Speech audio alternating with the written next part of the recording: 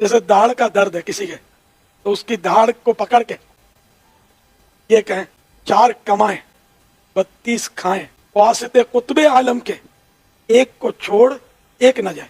अभी 4 दाढ़ों की तादाद 4 है, ये देखेंगे ना बड़े दांत, तो ये यहाँ ये चारों चबाते हैं। 32 दांत की 32 ही मशहूर है, तो 4 कमाए 32 खाएं, ये आसानी हो जाती 32 को। फिर वास्ते कुतुब आलम के, ये बुजुर्ग की तरफ निस्बत है, ये कुतुब आलम का वास्ता, एक को छोड़कर एक न जाए, ये ना हो कि एक दांत चला जाए दूसरा अकेला हो जाए। तो इस तरह की ये, इससे भी ये मंजन पर भी अगर दम कर दे ना ये पढ़ के, तो ये मंजन इंशाअल्लाह फायदा करेगा। अस्सलाम वालेकुम, कैसे हैं आप लोग? उम्मीद है आपसे बिल्कुल ठीक, सेहतमंद और सलामत होंगे। तो आज हम फिर से देखने वाले हैं हमारे मीठे मीठे प्यारे प्यारे हरे भरे लाल पीले रंग बिरंगी और रंगीले हलवा खोरों की कुछ अजीबोगरीब वीडियोस। तो पेश है पहली वीडियो। अस्सलाम वालेकुम वरहमतुल्लाहि वबरकातुहू। ये मदीना शरीफ के कबूतर हैं और ये जो दाने खा रहे हैं इनसे औलाद पैदा होगी, इनके खाने से औलाद की नेमत अता होगी। वीडियो को पूरा देखिए, मैं समझाता हूँ।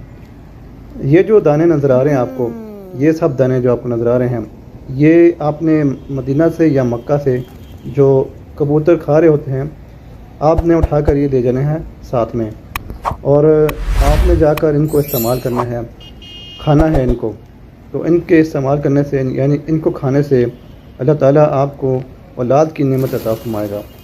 और ये खाने कैसे हैं कि आपने सुबह जो है ये खाने हैं 3 दाने, और रात को इशा की नमाज के बाद 3 दाने खाने हैं। दोनों मियाँ बीवी खाएं, ख़ुद भी खाएं और अपनी ज़ौजा को भी खिलाएं। दोनों मियाँ बीवी खाएं, इंशाअल्लाह इसकी बरकत से आपको औलाद नरीना अता होगी। अल्लाह ताला से मेरी दुआ है कि अल्लाह ताला आप सबको मदीना पाक की हाज़िरी नसीब फरमाए और ये प्यारे प्यारे कबूतर देखना भी नसीब फरमाए और मदीना पाक की बाअदब हाज़िरी भी नसीब फरमाए। ये जो मैंने आपको बताया है ये एक मैंने इल्म दीन से सुना था इस बारे में, तो मैंने सोचा आपके साथ भी शेयर कर दूं ताकि किसी को हो सकता है फ़ायदा हो जाए। लो भाई, जिनको इंतज़ार था उनका इंतज़ार ख़त्म हुआ, क्योंकि हमारे मीठे मीठे प्यारे प्यारे हरे भरे लाल पीले रंग बिरंगी हलवा खोरों ने एक नया टोटका जो है मार्केट में लॉन्च कर दिया है। अब तो कबूतर के दाने खाने से तोतों के यहाँ बच्चे पैदा होंगे, मेरा मतलब हलवा खोरों के यहाँ बच्चे पैदा होंगे। मतलब क्या बनेगा इनका, क्या बनेगा इनका? जहाँ पर बाकी कौमें जो हैं हर दिन नए नए इलाज ढूंढती हैं, हर दिन नए नए इलाज ईजाद करती हैं, हर दिन नए नए इलाज जो है दरियाफ्त करती हैं, वहीं पर हमारे मीठे मीठे प्यारे प्यारे हलवाखोर जो हैं हर दिन नए नए बिद्दात ईजाद करते हैं, हर दिन नए नए टोटके ईजाद करते हैं। अब तो इनके यहाँ बच्चे पैदा होंगे, वो भी कबूतर के दाने खाने की वजह से। मुझे समझ नहीं आती कि आखिर इन कबूतर के दानों में ऐसा क्या है जिसकी वजह से इनके यहाँ बच्चे पैदा होंगे। इनमें कोई दवा है या फिर इनमें कोई शिफा है?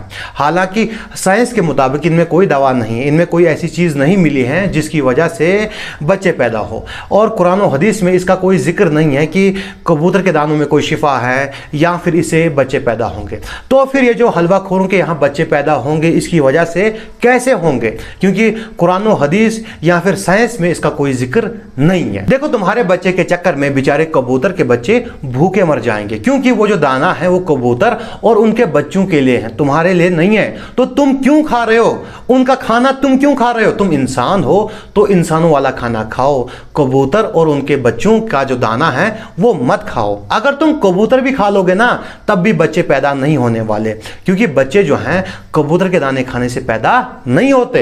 ये बंदा मदीना में है और मदीना में भी इसको यही सब सूझ रहा है कि कबूतर के दाने खाऊंगा इससे बच्चे पैदा होंगे। मतलब मदीना में भी इसको बिद्दात और ये टोटके ही सूझ रहे हैं। हालांकि इसको चले जाना चाहिए था बैतुल्ला और वहां से अल्लाह से दुआ करनी चाहिए थी, इंशाल्लाह बच्चा पैदा होता। लेकिन नहीं, इसको तो कबूतर के दाने खाने हैं, इसको लगता है कि उसकी वजह से इसको बच्चे पैदा होंगे। देखो, बच्चा पैदा होने का एक तरीका होता है। अगर तुम्हें जायज़ बच्चा चाहिए तो उसके लिए तुम्हें शादी करनी पड़ेगी, उसके बाद मियाँ बीवी को कुछ मखसूस काम करने पड़ेंगे जिनका जिक्र मैं यहाँ नहीं करना चाहता, और उसके बाद अल्लाह से दुआ करो, इंशाल्लाह बच्चा पैदा होगा। अगर फिर बच्चा पैदा ना हुआ तो अल्लाह से दुआ करो और कोशिश जो है जारी रखो और डॉक्टर के पास चले जाओ और अपना इलाज करवाओ, अपनी बीवी का इलाज करवाओ। हो सकता है मियाँ बीवी में कोई कमी हो जिसकी वजह से बच्चा पैदा नहीं हो रहा, और अल्लाह से दुआ करो इंशाल्लाह बच्चा पैदा होगा। और साइंस जो है अब एडवांस हो चुकी हैं, अब ऐसे तरीके भी आए हैं जिसकी वजह से बच्चे पैदा होने के चांसेस जो हैं बढ़ जाते हैं, और नए नए तरीके आए हैं जिसमें बहुत सारे तरीके जो हैं वो जायज़ हैं। आप किसी आलिम से कांटेक्ट कीजिए और उससे कहिए कि क्या ये तरीका जायज़ है, तो इंशाल्लाह बच्चा पैदा हो जाएगा। कबूतर के दाने खाने से बच्चे पैदा नहीं होते। और भाई साहब ने तो हवाला भी दिया है अपनी बात का, कहा है कि मैंने आलिम से सुना है। नया हवाला मार्केट में आया है कि अब लोग कहते हैं कि आलिम से सुना है। हो सकता है कि वो आलिम ही ना हो सकता है उससे गलती हुई हो, या फिर हो सकता है कि वो कुछ और कहना चाह रहा हो और तुमने कुछ और समझ लिया हो। तो भाई कम से कम पहले थोड़ा सोच लिया करो, थोड़ा रिसर्च कर लिया करो, उसके बाद जो है वीडियो बनाया करो। और भाई तुम्हारे कुछ आलिम तो खुद को कुत्ता भी कहते हैं। सैयदों का कुत्ता हूँ मैं, इनके कुत्तों का कुत्ता हूँ। तो हूँ तो मैं तो हूँ ही ना। मदीने का कुत्ता तो मैं मशहूर हूँ, सगे मदीना तो मेरा लक़ब है। अब क्या तुम कुत्ते के बिस्किट खाना शुरू कर दोगे, या फिर कुत्ते की तरह टांग उठा के पेशाब करना शुरू कर दोगे? हाँ, क्योंकि वो तो भाई खुद को कुत्ता कहते हैं। तो भाई ऐसा नहीं होता, पहले रिसर्च करनी पड़ती है कि वो बात सही है या गलत है, उसके बाद उस पर अमल करना पड़ता है। आज तुम्हारे किसी ला इल्म आलिम ने यानी कि फ्रॉड या आलिम ने कह दिया है कि कबूतर के दाने खाने से बच्चे पैदा होते हैं, तो तुम कबूतर के दाने खा रहे हो। कल तुम्हारा कोई फ्रॉड या आलिम कह देगा कि भाई भैंस का चारा खाने से हड्डियां मजबूत होती हैं, तो क्या तुम वो भी खाना शुरू कर दोगे? उसके बाद तुम्हारा कोई फ्रॉड या आलिम कह देगा कि भाई ऊंट का चारा खाने से बीमारियां दूर होती हैं, क्या तुम कैक्टस खाना शुरू कर दोगे? मतलब बेवकूफ़ी की हद होती है। थोड़ा बहुत सोच लिया करो, थोड़ा बहुत खुद देख लिया करो। उसके बाद तुम्हारा कोई आलिम कह देगा कि भाई घास खाने से बीमारियां दूर होती, तो क्या तुम घास खाओगे? मतलब ये घास पहले खा चुके हैं यार। हाँ, इतने बड़े बूढ़े एक बार घास खा भी चुके हैं। एक बार गौसे आजम रज़ी अल्लाह तआला अन्हु को इतला दी गई कि बगदाद मुअल्ला में ताउन हो गया है और लोग धड़ाधड़ मरने लगे हैं। लोगों ने आपकी खिदमत में इस मुसीबत से निजात दिलाने की दरखास्त पेश की। आप रहमतुल्लाहि तआला अलैह ने इरशाद फरमाया, हमारे मदरसे के इर्द गिर्द जो घास है वो खाओ और हमारे मदरसे के कुएं का पानी पियो। जो ऐसा करेगा वो इंशाअल्लाह अज़्ज़ा वजल हर मरज से शिफा पाएगा। चुनाचे घास और कुएं के पानी से शिफा मिलना शुरू हो गई, यहां तक कि बगदाद शरीफ से ताउन ऐसा भागा फिर कभी पलट कर ना आया। इनके बड़े बूढ़ों ने भी इनके साथ जानवरों वाला सलूक ही किया है। इनको जड़ी बूटी के नाम पर घास खिलाई है और दवाई के नाम पर अपने कुएं का पानी पिलाया है। क्योंकि ये जो बेचारे हैं ना, ये सिर्फ मानने वाले लोग हैं, सोचने वाले लोग नहीं हैं। इनका अक्लमंदों से कोई ताल्लुक नहीं है, अकल से कोई ताल्लुक नहीं है। ये लोग जो है ये अकल से पैदल है। बाद लोग अक्ल के तराजू में तोलते हैं इसको, तुम वैसे अक्लमंदों से अपना क्या लेना देना, अक्लमंदों से अपना क्या लेना देना। इनमें और गधों में एक ही फर्क है कि गधे के कान जो होते हैं लंबे होते हैं, बाकी ये सेम टू सेम है। खैर, शेख अब्दुल कादिर जिलानी का इससे कोई ताल्लुक नहीं है, ना ही उन्होंने कभी ऐसा कहा है। ये कहानी भी इन लोगों ने खुद ही गढ़ी हुई है, क्योंकि भाई इनने बड़ी बड़ी कहानियां, ऐसी झूठी कहानियां उनके मुतालिक जो हैं गढ़ी हुई है। इन कहानियों का उनसे कोई ताल्लुक नहीं है। खैर, चलते हैं अगली कहानी की तरफ। अगर किसी बंदे के ऊपर बहुत ज्यादा कर्ज है या घर में गुर्बत है, तंग दस्ती है, रिज़्क नहीं है, तो ऊंट की रान की हड्डी ले, टांग की हड्डी ले, तो जहां पर आप अपने घर में आटा रखते हैं, आटे का तोड़ा है या आटे का थैला है, उसमें ऊंट की हड्डी दबा दे। या चावल की बोरी आपके घर में है, चीनी की बोरी आपके घर में है, उसके अंदर ऊंट की हड्डी दबा दे। इंशाअल्लाह अज़्ज़ा वजल सारा कर्ज उतर जाएगा। इतना रिज़्क घर में आएगा, इतना पैसा घर में आएगा कि सारा साल घर से रिज़्क और पैसा खत्म नहीं होगा। बिल्कुल सही है, बिल्कुल सही है मेरे भाई। ये टोटका काम करता है, बिल्कुल करता है। तुम्हें मालूम भी है यूएसए के पास इतना पैसा क्यों है? नहीं, कारोबार नहीं करते, नहीं हथियार नहीं बेचते मेरे भाई, वो ऊंट की हड्डियां रखते हैं अपने पास। और तुम्हें मालूम है व्हाइट हाउस व्हाइट क्यों है? क्योंकि मेरे भाई उस पर ऊंट की हड्डियों का पेंट किया गया है, इसीलिए यूएसए इतना अमीर है। तुम्हें मालूम है अरब के शेख जो है वो इतने अमीर क्यों हैं? नहीं, तेल नहीं बेचते, तेल नहीं बेचते, उनके पास ऊंट होते हैं, इसीलिए वो इतना अमीर है। भाई बिजनेस मत करो, ऊंट की हड्डियां अपने घरों में रखो, अमीर हो जाओगे। अगर ऊंट की हड्डियां रखने से कर्जा उतरता है तो एक काम करते हैं, हम ना इन लोगों को जितनी चाहिए उतनी ऊंट की हड्डियां देंगे। पाकिस्तानी आवाम से कहूंगा कि भाई इनको जितनी ऊंट की हड्डियां चाहिए उतनी ऊंट की हड्डियां दो और कहो कि भाई हमारा कर्जा उतार दो। पाकिस्तान में तुम्हें जिस जगह ऊंट की हड्डियां रखनी है रखो, पार्लियामेंट में रखनी है रखो, पूरे पाकिस्तान को ऊंटों का कब्रिस्तान बना दो, लेकिन कर्जा जो है उतार दो। भाई तुम ही तो कहते हो कि ऊंट की हड्डियां रखने से कर्जा उतरता है, तो एक काम करो, नुस्खा आजमा लो। अजीब बात तो यह है कि बयान खत्म होने के बाद यही मौलवी लोगों से कहेगा कि चंदा दो। तो भाई एक काम करते हैं, आज के बाद जब भी कोई तोता आपसे चंदा मांगे तो उसे ऊंट की हड्डी दो। कहो कि भाई आपने ही कहा है कि इससे कर्जा उतरता है, इससे बरकत आती है, इससे बंदे अमीर होते हैं। तो भाई एक काम कीजिए, आप पैसा ना लो बल्कि ऊंट की हड्डी लो और अमीर हो जाओ। लोगों से आप चंदा ना मांगो। हजरत अबू हुरैरा रज़ियल्लाहु अन्हु भूख की वजह से बेहोश हो जाते थे और सहाबा ने भूख की वजह से जो है पत्थर बांधे हैं पेट पर, लेकिन उनको ये टोटका मालूम नहीं था कि घर में ऊंट की हड्डी रखने से रिज़्क में बरकत होती है या फिर माल आता है, पैसा आता है।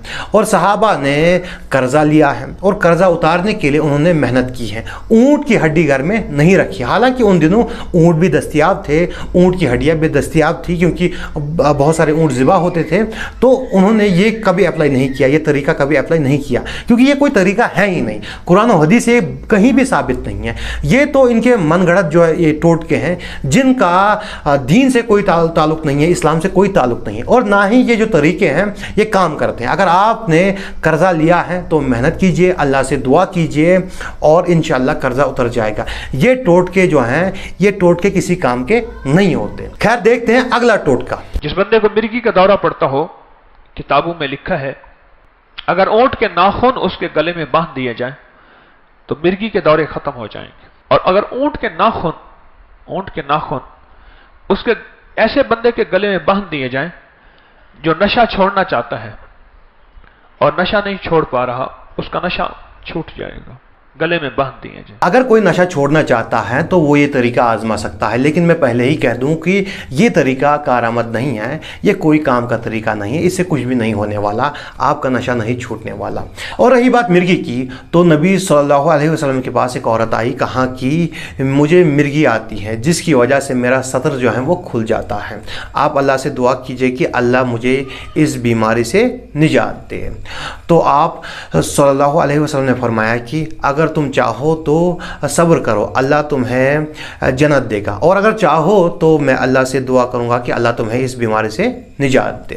तो उस औरत ने कहा कि मैं सब्र करूंगी, और साथ में ये भी कहा कि मिर्गी की वजह से मेरा सतर जो है खुल जाता है, आप अल्लाह से दुआ कीजिए कि सतर जो है वो ना खुले। तो नबी सल्लल्लाहु अलैहि वसल्लम ने उसके लिए दुआ की कि मिर्गी की वजह से इसका सतर जो है वो ना खुले। लेकिन इस हदीस में ऊंट के नाखून का जिक्र कहीं आया ही नहीं है। अगर ऊंट का नाखून जो है इलाज होता तो नबी सल्लल्लाहु अलैहि वसल्लम उस औरत को कह देते कि ऊंट का नाखून पहनो, इसकी वजह से मिर्गी दूर हो जाएगी। हालांकि उस दौर में ऊंट भी थे, ऊंट के नाखून भी थे, ऊंट की हड्डियां भी थी, लेकिन ये इलाज नहीं बताया गया। सच तो यह है कि कुरान और हदीस में कहीं भी ऊंट के नाखून का जिक्र नहीं है कि उसकी वजह से मिर्गी ठीक हो जाती है।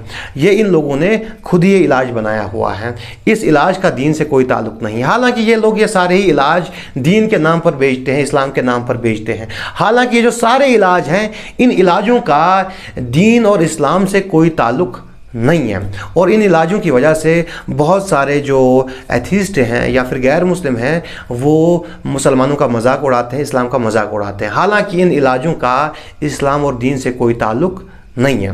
खैर हलवा खोरों के अजीब और गरीब इलाज अभी ख़त्म नहीं हुए हैं, अभी बहुत सारे इलाज बाकी हैं, लेकिन क्योंकि वीडियो लंबी हो रही है इसीलिए इंशाअल्लाह हम किसी और वीडियो में वो इलाज डिस्कस करेंगे। और हो सकता है कि बहुत सारे हलवा खोर जो हैं मेरी वीडियो की वजह से उनको दर्द हुआ हो, सर में हुआ हो, बदन में हुआ हो, किसी भी जगह हुआ हो, तो वो इस इलाज पर अमल कर सकते हैं। दर्द की जगह पर हाथ रख दे और पढ़ें दादा साहिब की घोड़ी। ये कोई बुजुर्ग होंगे तो इनकी तरफ ये मंसूब होगा। दादा साहिब की घोड़ी वही अंधेरी रात, फुला का दर्द, फुला की जगह नाम ले, फुला का दर्द फुला जगह का, मसलन जैद का दर्द सर का जाए, सर पे आप दम करना चाहते हैं तो यूं कहें दादा साहिब की घोड़ी वही अंधेरी रात, जैद का दर्द सर का जाए, यही लगी मेरी आस।